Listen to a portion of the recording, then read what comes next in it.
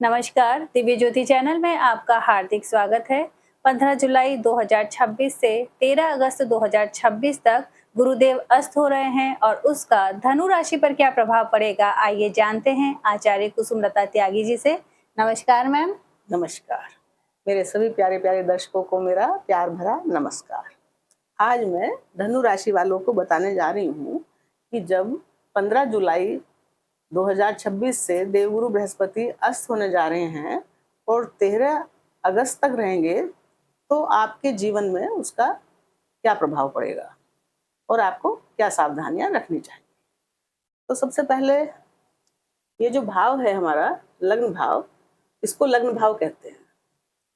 यहाँ पर 9 नंबर है, 9 नंबर धनु राशि है। तो अगर यहाँ पर केवल 9 है तो ये आपका धनु लग्न है, और अगर यहाँ पर चंद्रमा भी साथ में है तो ये आपकी धनु राशि बनी। कई बार क्या होता है कि लग्न भी वही होता है और राशि भी वही होती है। तो जब भी कभी चंद्रमा लग्न में होता है तो जो आपका लग्न होता है वही आपकी राशि होती है। इसके अलावा कुंडली के किसी भी भाव में अगर 9 नंबर पे आपके चंद्रमा है आपकी कुंडली में, तो ये आपकी धनु राशि बनी। तो ये जो वीडियो है ये धनु लग्न और धनु राशि वालों दोनों के लिए है। तो धनु राशि वालों के जब देवगुरु अस्त हो रहे हैं, तो अस्त होने का क्या मतलब है, पहले मैं आपको ये बताती हूँ कि अस्त क्या होता है।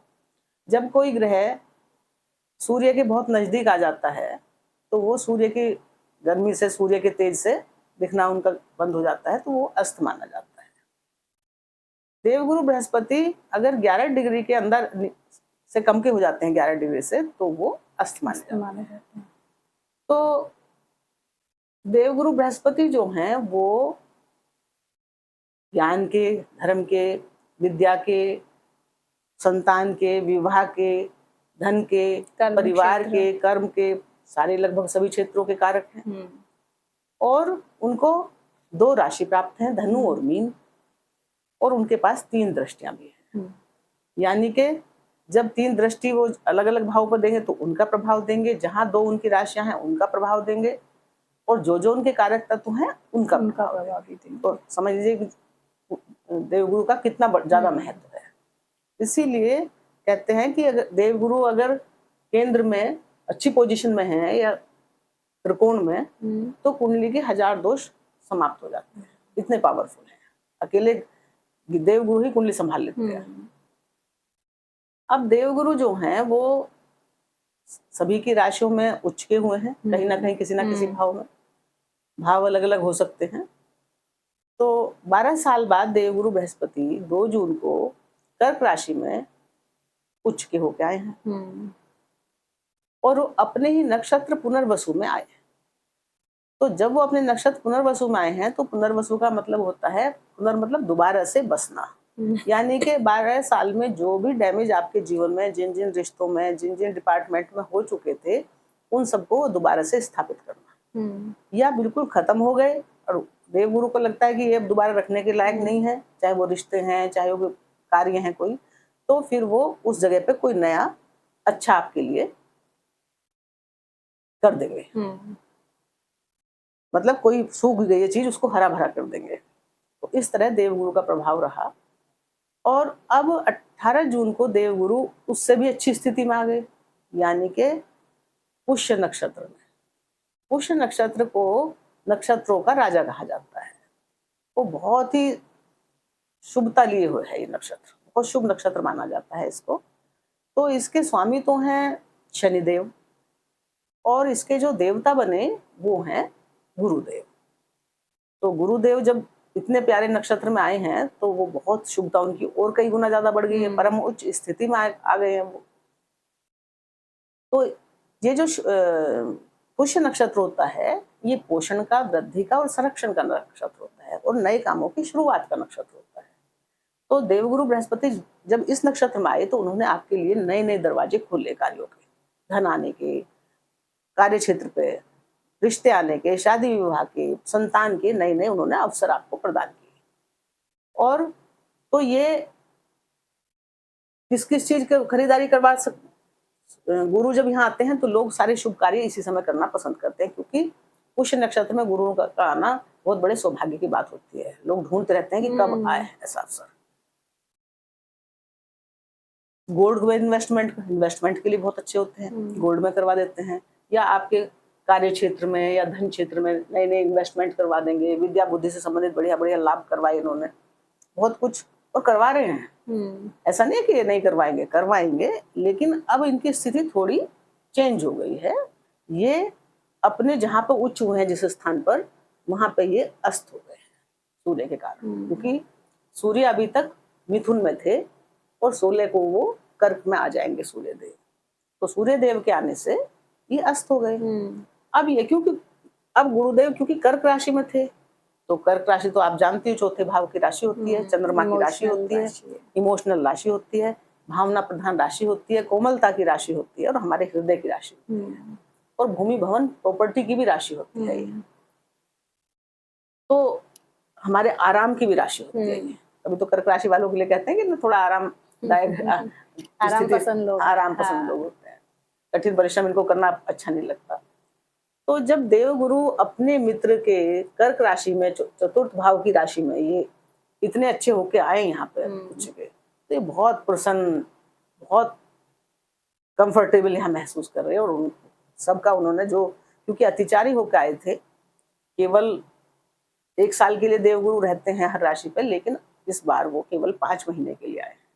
तो इतनी कम टाइम में वो जो भी कुछ 12 साल बाद सौगातें सब राशि वालों के लिए लेकर आए थे, तो जल्दी जल्दी उसको वो बांटने में लगे हुए हैं। अब 15 जुलाई से जब सूर्य यहाँ से इनके पास आ जाएंगे, तो ये भाव कुंडली का कौन सा भाव कहलाता है? अष्टम। 1 2 3 4 5 6 7 8, यानी कि आपकी कुंडली का ये अष्टम भाव है। इसमें गुरु उच्च के हुए और सूर्य उनके साथ है। तो गुरु जो हैं आपकी कुंडली में, एक तो लग्न भाव के स्वामी बने, आपकी पहली राशि तो मूल त्रिकोण राशि कहाँ है? लग्न में, और दूसरी राशि आपके चतुर्थ भाव में है। यानी कि आप स्वयं, आपका जो भी प्रभुत्व है, आपका जो प्रभाव है, आपकी जैसी भी नेचर है, आपकी मेहनत, और ये आपका माता मातृभूमि, आपकी गाड़ी, भूमि, भवन, प्रॉपर्टी, बंगला, आपका आराम, आपका हृदय, ये दोनों राशि लेके, दोनों भाव लेके इन चीजों के, और कहाँ आ गए? अष्टम। अब आपको मैं बार बार मैंने बताया है कि अष्टम भाव कुंडली का सबसे खराब भाव माना जाता है, लेकिन चाहे कुछ भी हो भाई, देखो सूर्य तो भाग्येश बन के यहाँ आए हैं, और गुरु लग्नेश और चतुर्थेश बन के आए हैं, यानी कि सुखेश बन के आए हैं। तो किसी भी भाव में बनेंगे तो अपना अच्छा फल तो देंगे, हालांकि ये खराब भाव है।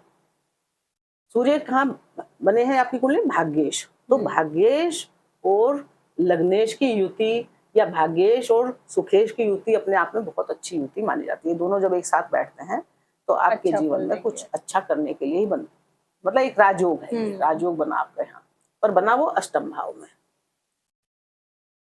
अब जब यहाँ पे अस्त होंगे देवगुरु, तो पहले तो क्या होगा?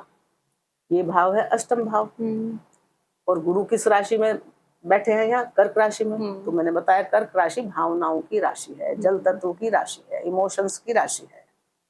तो गुरुदेव यहाँ भावनाएं उनकी इतनी बढ़ी चढ़ी थी कि वो भावनाओं के हिसाब से सब कुछ बढ़िया करते जा रहे थे, मतलब सब पे प्यार आता जा रहा था और वो देते जा रहे थे।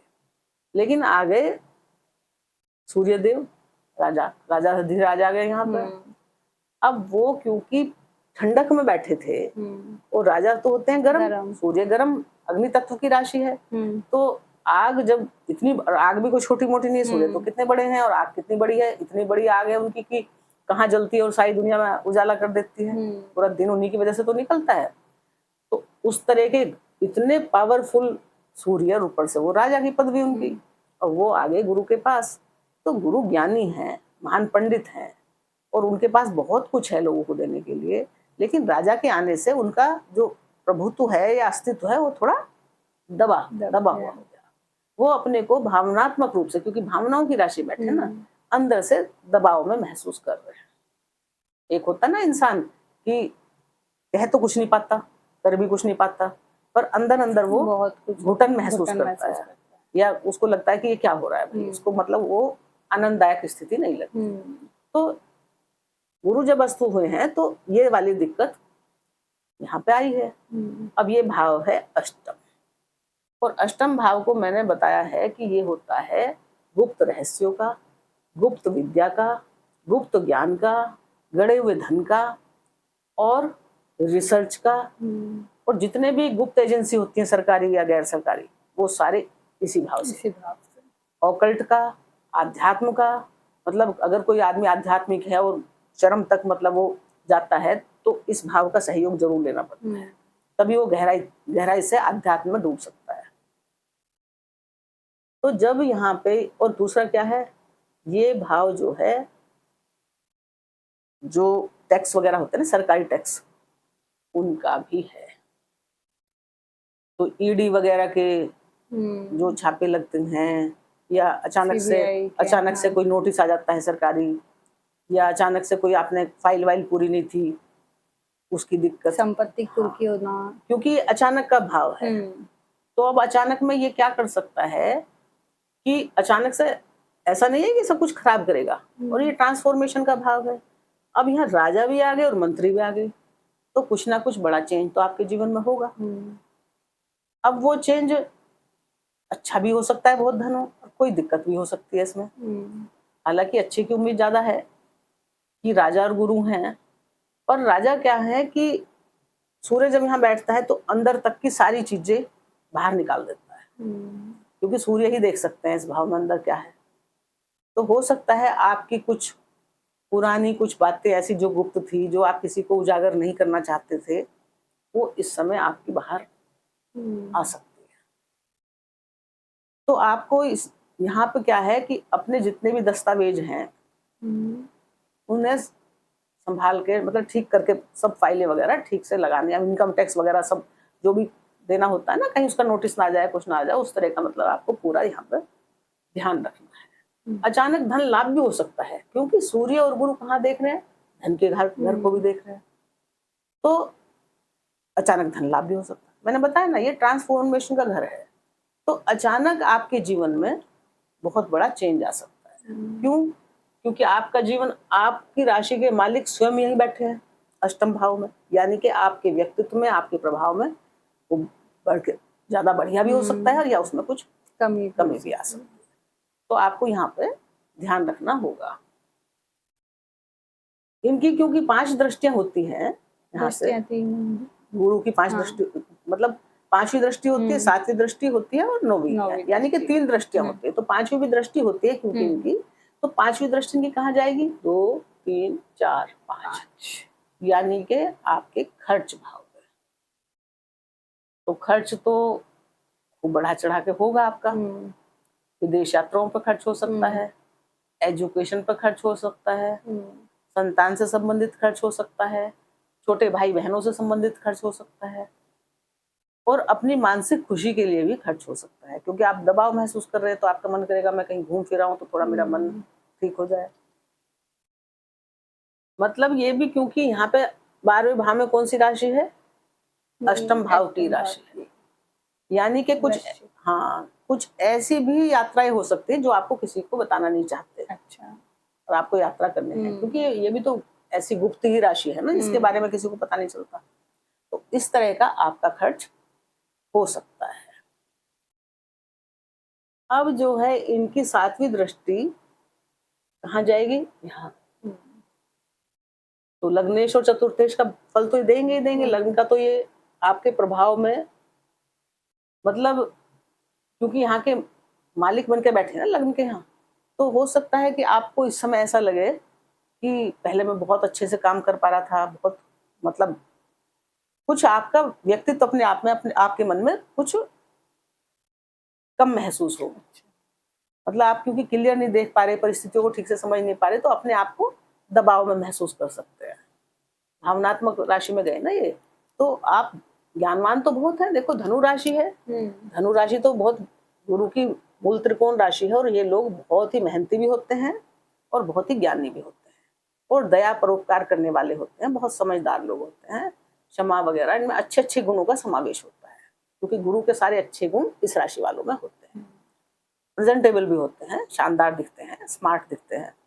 तो अब ये, लेकिन हर समय इनकी बात सब ध्यान से सुनते थे, क्योंकि धनु राशि है ना भाई, लोग सुनेंगे गुरु की राशि है, देखते हैं ध्यान से, सुनते हैं ध्यान से, और ये होते बहुत ज्ञानी हैं।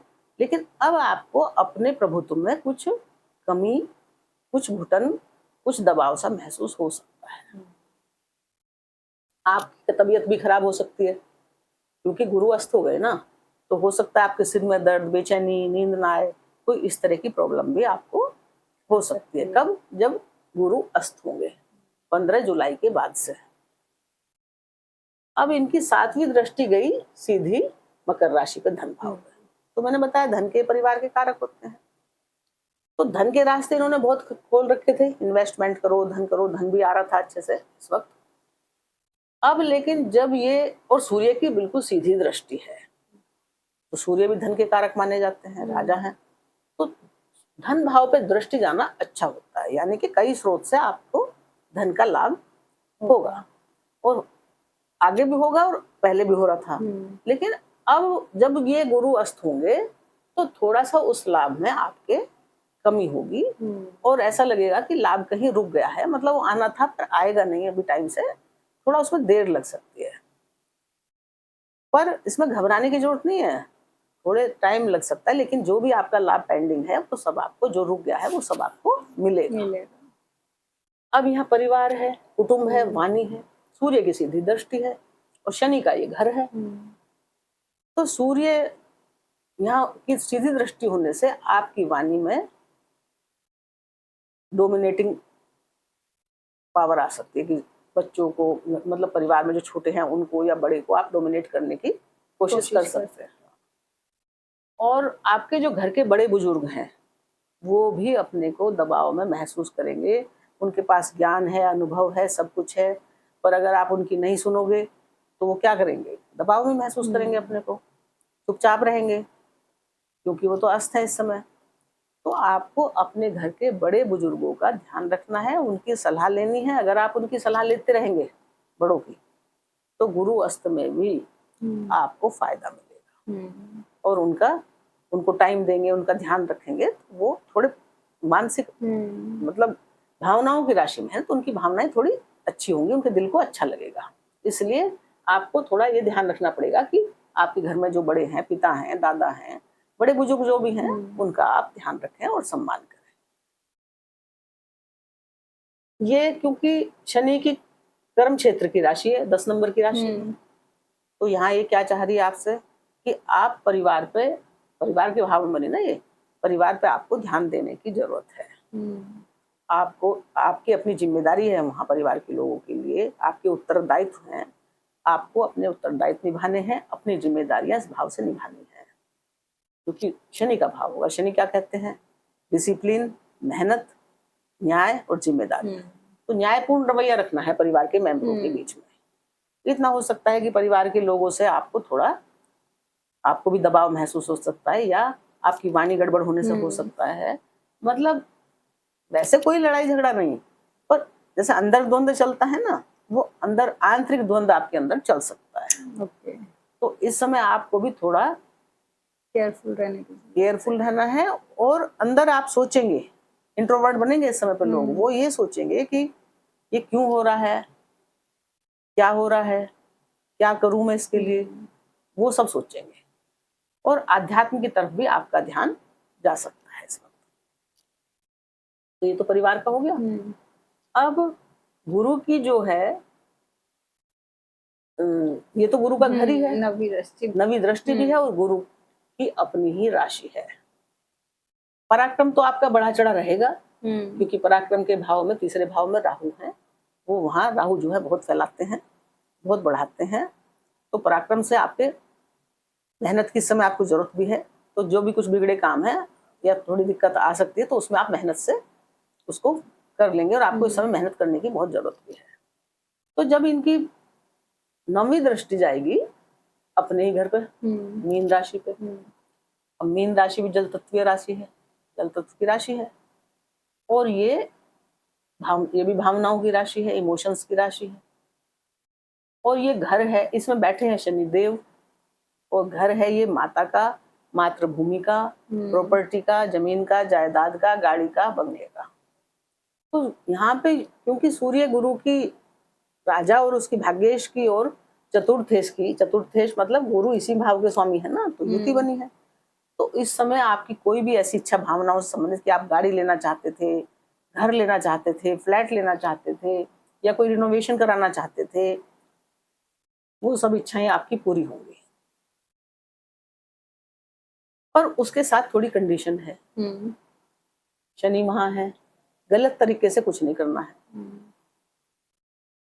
सब साफ सुथरा होना चाहिए, नैतिकता तो हाँ, क्योंकि एक दायरे के अंदर होना चाहिए। क्योंकि यहाँ पे शनि है, और शनि क्या कहते हैं कि आपको कुछ भी काम गलत नहीं करना है, सोच समझ के करना है, ध्यान से करना है, न्यायपूर्ण तरीकों से करना है, नैतिकता के रास्ते पे चल के करना है, अपनी मेहनत की कमाई से करना है। तो आपके लिए बहुत बढ़िया है। अंतिम राशि है काल पुरुष की, तो यहाँ आपके परिवार में ये सेलिब्रेशन भी करवाएंगे, हुआ भी होगा या करवा देंगे, कुछ ना कुछ सेलिब्रेशन तो जरूर करवाएंगे। शनि जो है वो रेवती नक्षत्र में है यहाँ आपके। पर फिलहाल हम वो बात नहीं कर रहे हैं, हमारा लक्ष्य है कि अस्त होने पे वो क्या करेंगे, हमारा बात का मतलब वो है। तो सूर्य जब अस्त हो जाएंगे तो इतने सब फायदे होते हुए आपको, क्योंकि आपके यहाँ जलवे तो बढ़िया देखने को मिलेंगे। जब अस्त हो जाएंगे 15 जुलाई से, तो आपको क्या करना है, उस दौरान नई गाड़ी, नया बंगला, नया घर जो आप लेना चाह रहे हैं पहले ले लें, अभी तो टाइम है।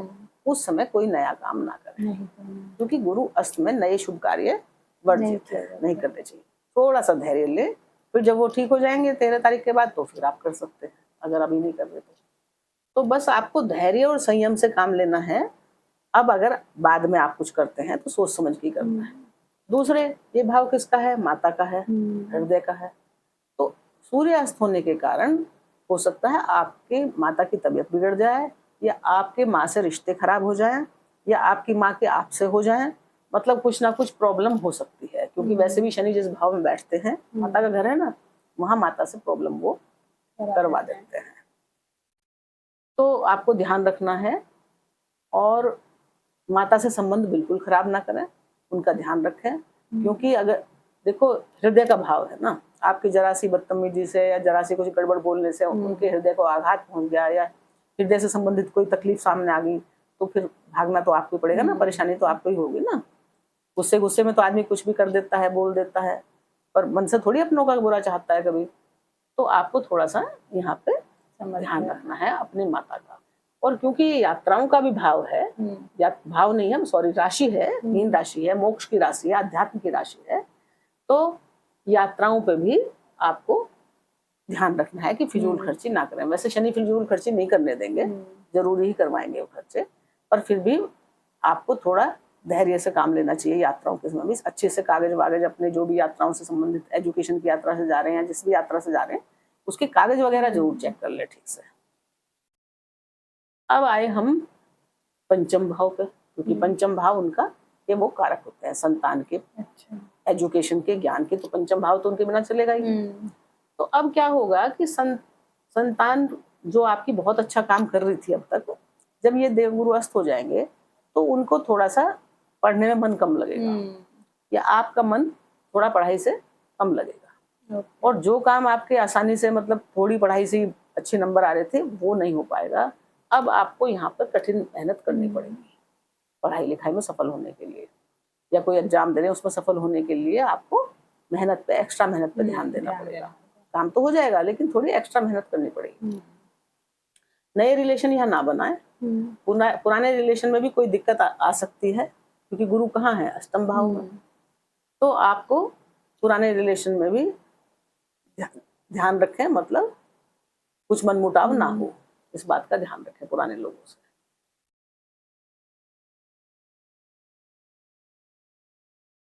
अच्छा, सप्तम भाव विवाह का होता है, तो विवाह के कारक है। अब इस समय जब देवगुरु बृहस्पति अस्त हो जाते हैं तो विवाह तो कोई करता ही नहीं है। अस्त हो गए ना, विवाह की तो मतलब ही नहीं होता। लेकिन इस समय नए संबंध बनाने का भी, जैसे करते ना, सगाई कर लो, एंगेजमेंट कर लो, पसंद कर लो, तो इस समय को आप अवॉइड कर लें तो ज्यादा ठीक रहेगा। इस समय पे आप ये काम ना करें। रही पार्टनर, बिजनेस पार्टनर का भी है, तो ये क्या है, एग्रीमेंट भी है, जो आपके रिटर्न एग्रीमेंट है बिजनेस से संबंधित, उन सबको आप देखें, ध्यान से समझें, क्योंकि गुरु बैठे हैं अष्टम भाव में। तो आपको अपने सारे जो भी एग्रीमेंट हैं, जो भी कागज हैं, उनको ठीक से मैनेज करना और एक बार देख लेना, समझ लेना बहुत जरूरी है आपके लिए। तो इस तरह से ये बिजनेस पार्टनर, आपकी पत्नी या पति की थोड़ी तबीयत भी खराब हो सकती है, स्वास्थ्य में भी दिक्कत हो सकती है, या आपको उनके साथ में कोई मानसिक दबाव महसूस कर सकते हैं, या वो आपसे से मानसिक दबाव महसूस कर सकते हैं। तो दोनों को इस समय आपको यही आपके लिए उचित है कि भाई थोड़ा सा धैर्य से, शांति से काम लें, उत्तेजना में, जल्दबाजी में आके काम ना करें कुछ भी। कई बार आता है ना, एकदम उत्तेजना की, गुस्सा आ गया तो छोटी सी बात जो अंदर अंदर चल रही थी वो बाहर बढ़ जाती है। वैसे धनु राशि और धनु लग्न वाले लोग बहुत समझदार होते हैं, जल्दी से किसी से लड़ाई झगड़ा करना ये पसंद भी नहीं करते, और बहुत ज्ञानवान होते हैं, बहुत अच्छे लोग होते हैं ये। लेकिन फिर भी वक्त कभी अच्छे ग्रहों का कुछ हाँ हो जाता है, तो हो जाता है। दूसरे क्या है, इनके साथ अभी इन पे ढैया भी चल रही है, और वो शनि इनके चौथे भाव में जब होते हैं ना, शनि चौथे में हो, अष्टम में हो, तो ये ढैया होती है। तो अब इनकी चतुर्थ की माता की भाव की ढैया भी चल रही है। तो ढैया में क्या होता है कि माता को कष्ट होने का डर रहता है, माता से संबंधित तकलीफ होने का डर रहता है, कुछ ना कुछ मानसिक परेशानी ढैया देती है, क्योंकि मन का भाव है, ये हृदय का भाव है। जब यहाँ शनि आते हैं तो आपके मन को, आपके दिल को प्रसन्नता सी नहीं रहती, मतलब कुछ ना कुछ परेशानी सी महसूस होती है, कुछ बेचैनी महसूस होती है। तो आप इस समय ध्यान करें, अपने बड़ों की सलाह लें, बोलें तो ज्यादा अच्छा रहेगा। भाग्य में आपके शुक्र और केतु बैठे हैं। भाग्य अपने भाव से कहाँ चला गया है, खर्च के भाव में, 12वां हो गया ना उनसे, अपने भाव से ये 12वें आ गए। तो किसी भी ग्रह का 12वें का मतलब खर्च में जाना उतना अच्छा नहीं माना जाता। तो भाग्य का साथ इस समय आपको कम ऐसा लगेगा कि कम मिल रहा, उतना नहीं मिल पाएगा जैसे मिलता था। शुक्र तो यहाँ अच्छे हैं, भाग्य में बैठ के शुक्र अच्छा कर रहे हैं, लेकिन सूर्य इनके मित्र नहीं होते शुक्र के, और दूसरे साथ में केतु बैठ गए। तो भाग्य जो है उसमें भी थोड़ा सा ये रहेगा ना, पता ही नहीं कि क्या कब क्या हो रहा है कुछ। शुक्र तो कर रहे हैं कि अच्छा कर दो, भाग्य में है, शुभ ग्रह है, शुभ ग्रह का भाग्य में होना अच्छा होता है। लेकिन केतु धार्मिक है, वैसे भाग्य से वैसे जोड़े रखेंगे, आपको धर्म से जोड़ेंगे ये, लेकिन भाग्य में थोड़ी बहुत कमी करवा सकते हैं। जैसे पिता का भाव है तो पिता के सुख में थोड़ी सी कमी करवा दी, पिता बीमार हो गए, तबीयत खराब हो गई इनकी, तो आपको अपने पिता का, अपने बड़ों का ध्यान रखना है यहाँ भी, क्योंकि है सारा खेल इस समय मन का, मन पे दबाव महसूस होने का। आपसे कोई शारीरिक लड़ाई नहीं होगी, लेकिन मन के, जब आप देखते हैं मन में परेशानी सबसे पहले होती है, फिर हमारे शरीर में परेशानी आती है। तो आपको इस मानसिक कष्टों से बचना है, आपको कोई ध्यान, पूजा, अध्यात्म उसकी तरफ जाएंगे तो अच्छा रहेगा। अब ये हो गया आपका कर्म क्षेत्र, कर्म के कारक हैं, तो वहां भी आपको सारे काम अच्छे हो रहे हैं, लेकिन शनि की दृष्टि है वहां, और शनि की ढैया है। तो कर्म क्षेत्र में बहुत मेहनत के बाद आपको इस समय, जब अस्त के समय, तो बहुत मेहनत के बाद सफलता मिलेगी, और आपको ज्यादा मेहनत करनी पड़ेगी। और वो भी शनि क्या कह रहे हैं कि मेहनत ज्यादा करो, धैर्य बनाए रखो, मर्यादा में काम करो, और न्यायप्रिय ढंग से काम करो, और अनुशासन में रहो, और अपने उत्तरदायित्व का, अपनी जिम्मेदारी का, जो पिता के प्रति आपकी जिम्मेदारी है, जो वर्क क्षेत्र के प्रति आपकी जिम्मेदारी है, जो आपसे बड़े हैं उनके प्रति आपकी जिम्मेदारियां हैं, उनका आप ध्यान रखें, तो फिर आपको लाभ भी मिलेगा। ऐसा नहीं कि लाभ नहीं मिलेगा, लाभ मिलेगा, लेकिन इस समय लाभ में कुछ जो आपकी इच्छाएं थी उसमें कमी महसूस होगी आपको, पर जो मिलना है मिलेगा आपको जरूर। डिले जरूर हो सकता है, पर डिनाई नहीं हो सकता, देवगुरु सब देंगे। तो इन्हीं सारी बातों के साथ और मेरी शुभकामनाओं के साथ आपको नमस्कार, धन्यवाद।